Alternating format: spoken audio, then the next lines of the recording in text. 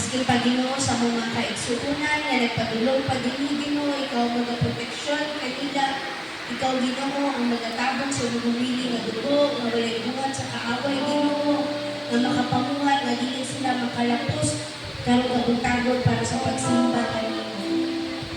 Tinitanan Ginoo ang ipasalamatan at ipangayo sa mga pangalan na sa Kristo. Amen and amen. May buntag sa tanan. Kumusta ang atong New Year? Kumusta ang atong mga kasing-kasing sa bagong tuig? Ato na bang ibilin ang atong mga baggage, ang atong mga bilog-dulog-do atong 2025 kailangan dili na nato na siya dalon karong 2026. Ato na na siyang ibilin o ilubong na nato kung unsa man ang atong mga kapakyasan sa 2025, unsa man ang nahitabo ang mga sitwasyon nga dili maayo, usbon na nato karong 2026 pinaagi sa paghatag og biya sa atong buhig nga Dios sa matag usa. Since nga karon man ang first Sunday sa year 2026, so atong pagahisgutan karon na unsa man ang atong buhaton, unsa ang atong usbon sa atong kasing-kasing na mamahimo ang 2026 nga New Year, diba? Mayroon kitag New Year, bagong tuig, bagong kinabuhi. So katong mga past nato sa 2025 nga dili maayo, atong nato siyang pulihan o maayo karong 2026. Amen? So unsa man ang una natong buhaton? Kay bagong tuig man, una, mubalik ta sa atong repentance. Kung aduna man tayo mga kapakyasan sa 2025 na nabuhat, mga maling desisyon, atong na siyang atong ipangayon sa Ginoo ug kapasayloan. Para ang atong bagong tuig, mga himunggaan para sa atoa. So, katong mga kapakyasan nato atong 2025, dili nato siya hinumduman. Ato na siyang ihatag sa Ginoo. Kay matod pa diri sa mga buhat 3:19. Busa pag hinulsol kamo ug balik sa Dios aron papason niya ang inyong mga sala kung himuon ninyo kini. So kung ato ana siyang isurrender sa Ginoo, atong ipangayo og kapasayloan, gipapas na siya sa Ginoo. Kung mangayo lang kita, kung tinud-anay ang atong pag-repent sa iyaha, susugdan nato ang atong 2026 sa pagpangayo o pasaylo. Pakyas man yun, wala mang yung perfecto sa atuan. Naman kita mga kapakyasan, mga desisyon nga atong nabuhat, nga dili align sa kabubuton sa Ginoo. So ato na siyang i-surrender kay Lord. So ang importante sa repentance is turning away from sin. Kailangan nag-repent na ka, magpalayo na ka sa sala, dili na ka mabuhat o balik sa sala. Inangayon naman kagabasayloan, dipapas naman na siya sa Ginoo. Kaya maging pa sa iyang pulong, o maghilulsol ta, iyahang kalimtan ng atong mga sala. So, wala ko na nato na ang guilt, ang pride, kaya mauma na siya. Ang magsigitag balik-balik, mao nang dili mag-grow ang atong spirituhan ng mga bagay. So, biyakan na nato, karong 2026, bago na tang binuhat. Kaya matag pa dali sa 2 Corinto 5:17-19. 17. Kay bisan kinsa na nahimusa kang Kristo, bago na siyang binuhat. Ang daan ni agi na ug ang bago may abot na. So kung napasaylo na ta ni Lord, gikalimtan na niya ang atong mga sala, nahimong na ta balik og hiusa sa iyahan. Kaya nakabalo man ta nga ang sala mo'y nakapaymulag sa presensya sa Ginoo. So kay gipapas naman na ni Lord, bago naman ta. So nahiusan na takong balik ni Kristo. Amen? So, kayo man na naman taong repair. Karon 2026, ang learn na ta, bukan ko na ta sa pag-surrender diha sa Ginoo. Kung niadtong 2025, aduna na tayo, kanang buot-buot nga mga desisyon ba? Buot-buot nga desisyon nga i-come up o consequence sa atong kinabuhi. So, karong 2026, inahanglan mo katunta sa pag-surrender diha sa Ginoo. Maskin pa sa gamay nga mga desisyon nga ato ang plano, ato ang himuon sa atong kinabuhi, kailangan i-surrender sa nato daan sa Ginoo. Amen? Amen ba? Kabalo na bata, andang bata nga mo surrender diha sa Ginoo.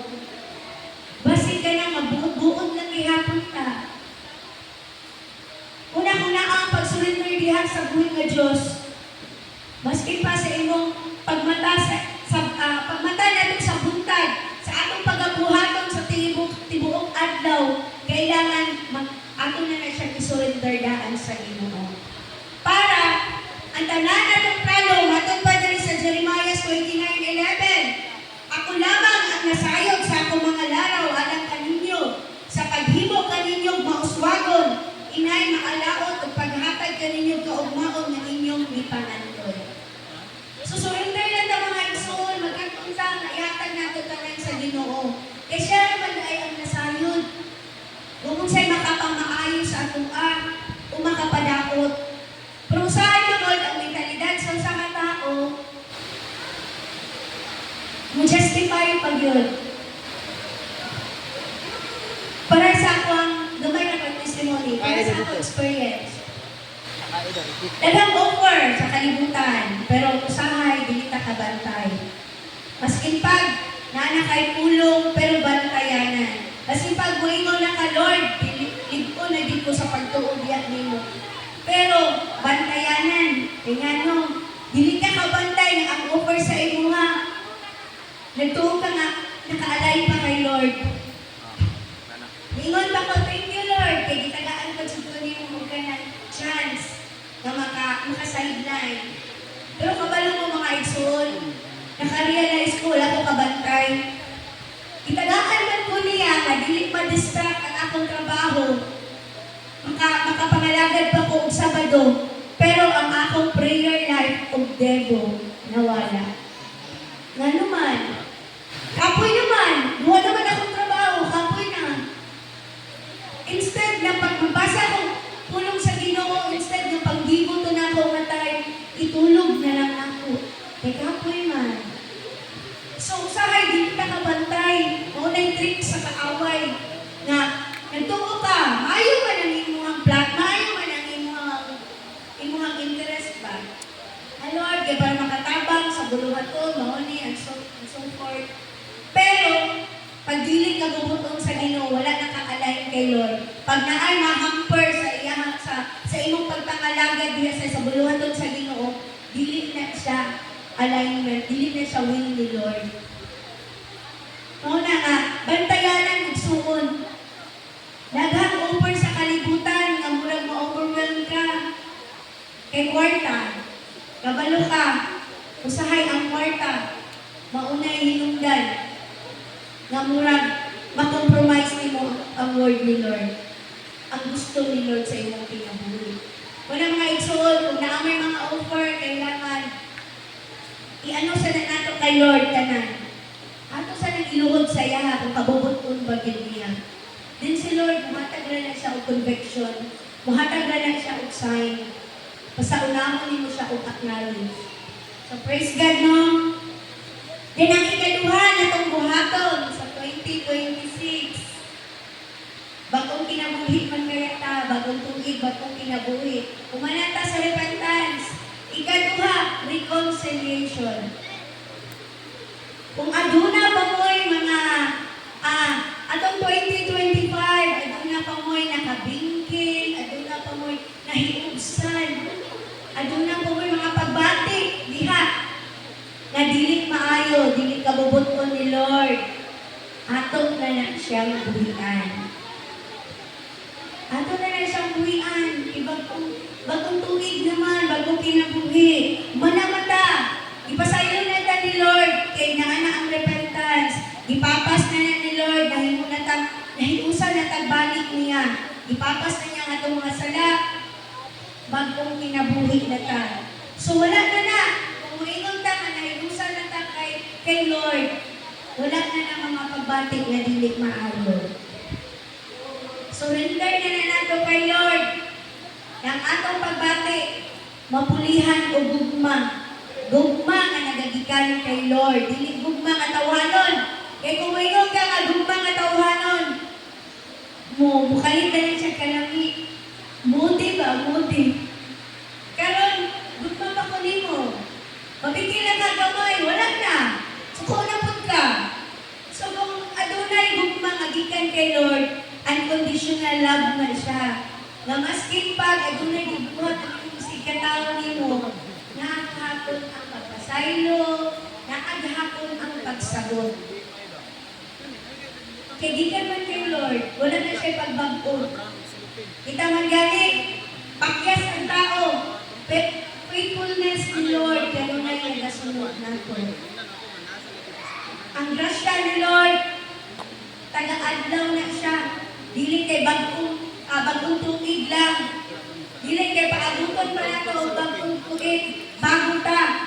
Kung sa ganun tawag na New Year's resolution, dili na ito paabuton kung isa ka tuig, dili taga-adlaw ang grasya ni Lord. Basta, mo ano lang kasaya nga. So, praise God, no? Tapos, after seeking reconciliation, ato na punta sa asking forgiveness. Asking forgiveness.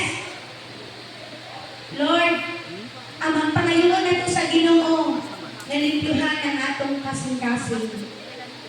Kaya kung limpyo ang atong kasing-kasing, makapamuhat si Lord sa atong kinabuhi. Kaya parihan kung anang sa atong balay, naatay area diyan, ganahan kita mo pundo, kaya na-apis kayo ka. Kaya murag relax kayo ang atong pamati. Munang si Lord, impluman ni Lord ang atong body, naapod siya gusto din ha, mapuyan sa atong ang lawas. Kung dilig mao ang atong kasing-kasing.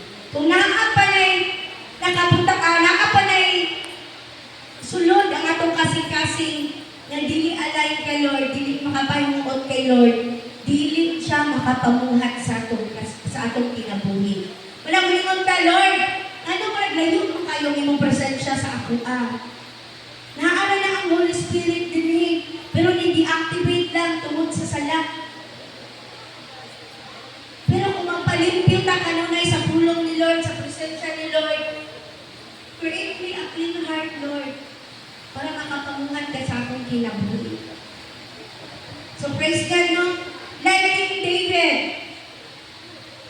Di ba?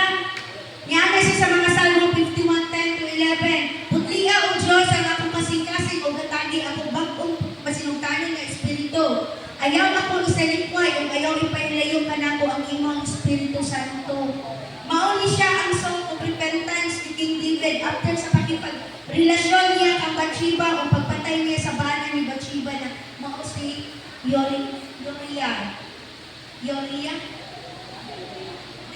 Pero masking gipasaylo na si David, ba't nagpabilib niya hapon ang consequence sa iyang aksyon.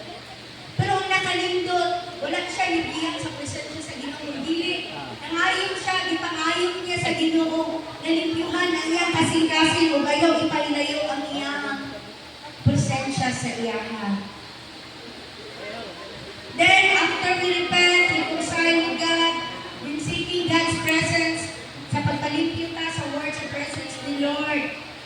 So, last na lang din ha, gamay lang din tayo. Last na lang, forgetfulness. Muna siya ang last. Learn to forget sa imong past, sa imong kapakyasan. Pinapastor pa, ayaw sige dala-dala o pala, sige kay-kay. Dili ka makapadayon. Sige kag balik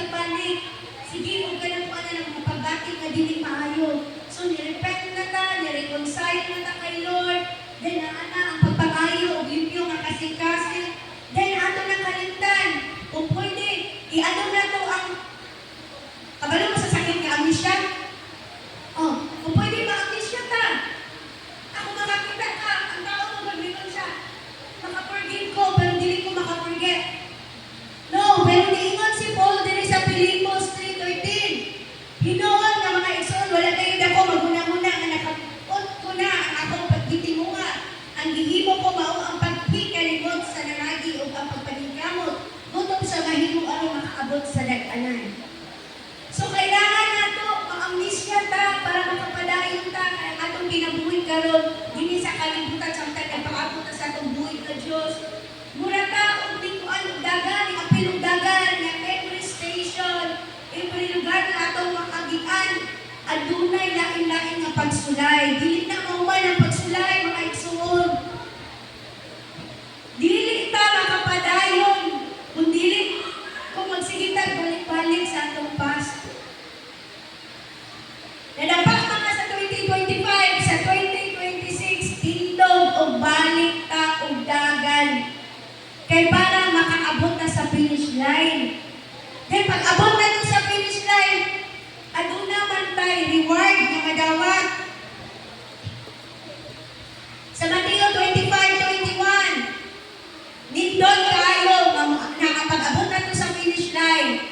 Ang musugat nato si Jesus miingon. At ingon ta nga well done, good and faithful servant. You have been faithful with a few things. I will put you in charge of many things. Come and share your master's happiness. No, pag abot na to sa finish line, sugaton ta nga welcome my faithful servant. Dili ba ta gusto alang mga igsoon? Nga sa atong kakakoy, sa pagipaglumba aning kalibutan, pangus-pangus man ta, magkadapak man ta. Pero pag abot sa finish line, naa dito ang dako kayo nga reward o ang eternal life. Muna ka palakpakan na to ang buhay ng Diyos. So praise God, no? Wala na may oras, so dinhin na lang ko ito, manginaot ko mga igsoon, na adunay tayo naputlog, karong kabungkagon, word of encouragement, padayon lang kita mga igsoon. Ang 2026 na to, umuon na to, ma-fruitful. Wala na, biyaan na natututanan na itong baggage. Biyaan na to, ayaw sige gluktuan na, ihatag na to na sa atong buhay mga Diyos. Palagaan ang atong paglakaw, pag-abot sa finish line. Amen? So praise God. Sige, malindog na, mag-amputan. Praise God, hallelujah. Lord, I thank you that you are the author of the chapter of my life. I lay down the heavy baggage of our past. Kapakyasan natin, Lord, family conflict, financial problem. Lord, in this 2026, help us to walk into this season na nakafocus yun kung among mga mata, dilang kanimo, o ang among mga kasing-kasing, i-open, Lord, sa iyong Espiritu, Lord. Give us faith ready to follow your path. Kung tagain may Ginoo masinugtanon, nga kasing-kasing. Lord, help us to let go sa mga butang na makapahilayo kanamo sa iyong presensya. Ako mga pag-ampo, amahan na ang tanan na ani karon dinhi, magamit sila sa iyong kahimayaan. Gamitan ang matagusa na kinabuhi na mamahimong channel. Ang matagusa para ma-reconcile ang inyong mga kaanakan. Mabalik sila diha kanimo. Lord, declaring God's favor in all areas sa matagusa na kinabuhi, ang proteksyon, ang kalinaw sa Ginoo, magauban sa matagusa. Lord, nagamita Ginoo, ang tanan Ginoo, magtindog din sa pulpit Ginoo, imong tagaan og anointing Panginoon, maski pa Ginoo ang magdadala sa imong tulong Ginoo, ikaw ni Ginoo maghahatag og anointing kaniya, maski pa sa worship team ka Ginoo, ikaw Ginoo magagamit Lord, na ma-open Ginoo ang door sa heaven, na makaabot Ginoo ang imong presensya, makauban Ginoo ang imong presensya, pero kabutagon Lord, Lord, you are welcome in this place. Una Ginoo sa imong presensya. Kani the Dapita, Ginoo, matag usa, Ginoo, i-open ang matag usa na kasing-kasing na Lord, na mag-akustig ka ng karong kabugtagon, Ginoo. O Lord, o pagusogin mo, Ginoo, sa imong mensahe, karong kabugtagon, nga imong giandam na ipakakon sa matag usa. Lord, kini tanan ang gipasalamatan sa imong pangalan na si Jesucristo, in Jesus' name, Amen.